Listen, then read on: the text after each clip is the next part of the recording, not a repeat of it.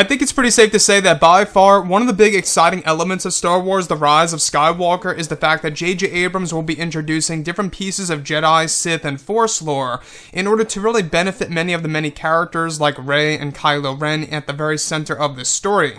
This is Mike Zero. Make sure to subscribe if you're new to the channel for future Star Wars content.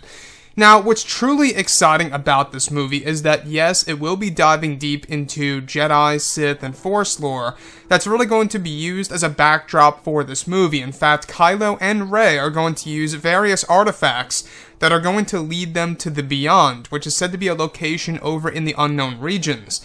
And with that being said, we are going to be learning more about the ancient Jedi and the Sith. Now, these past couple of weeks or so, we've been learning a whole lot more about this film, and when it all comes down to one of the concept art descriptions, this is where things begin to get very exciting for Episode 9.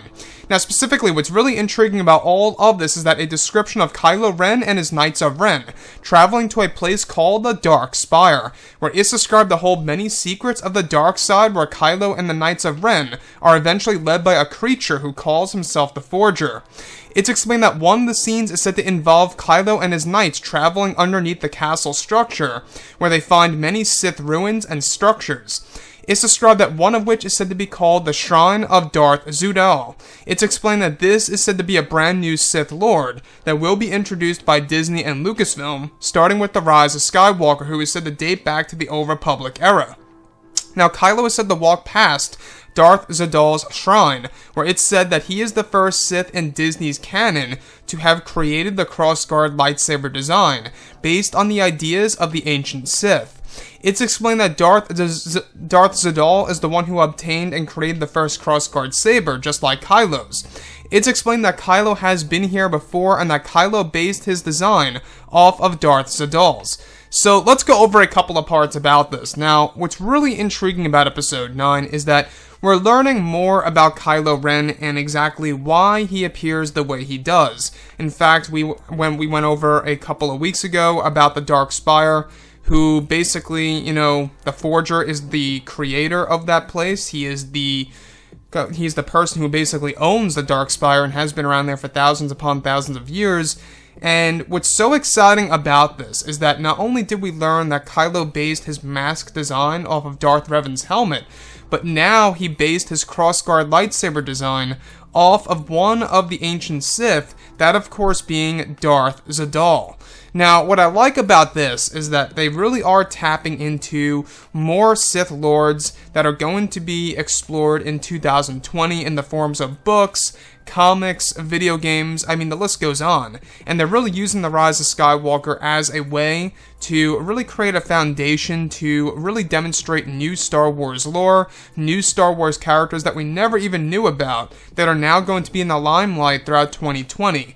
Now, 2020 is going to be a big year for canon-related stuff, right? Like books, novels, comics, everything in that sense. And as we get closer to the new Star Wars trilogy, which, by the way, we actually will be learning more and more about that as, of course, the months roll by.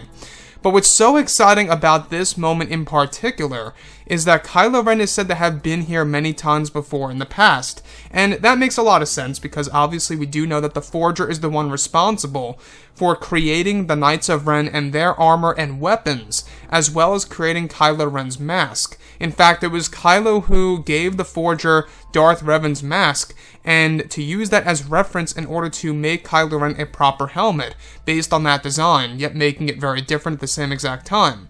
So, this character Darth Zudal, the fact that he is the one who has first constructed the crossguard lightsaber, is a very interesting point. It really does stand out and tells us, that Kylo Ren really does base a lot of himself off of previous Sith Lords from the Old Republic era and the era of the Knights of the Old Republic. And what I like so much about that is that it really does show that Kylo knows about everything related to the ancient ways of the Sith and perhaps even the Jedi for all we know.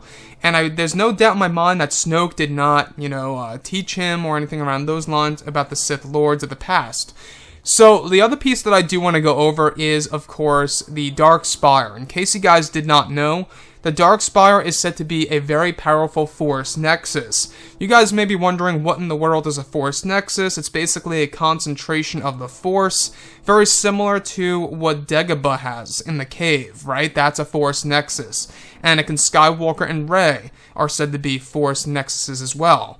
So they are concentrations of the Force, and that's another aspect that will be explored in the form of an environment in Episode 9, within the Dark Spire itself, specifically the Shrines of the Sith location. Even Palpatine talked about this in Legends in the Dark Empire comic line, traveling to the ancient Sith tombs and the ancient Sith caves. So anyways, guys, drop a comment below. Let me know what you think about all of this in the comments, and if you guys did enjoy the content for today, do make sure to drop a thumbs up on this video to support the channel. I thank you all so very much for the kind support, and I'll catch you guys next time.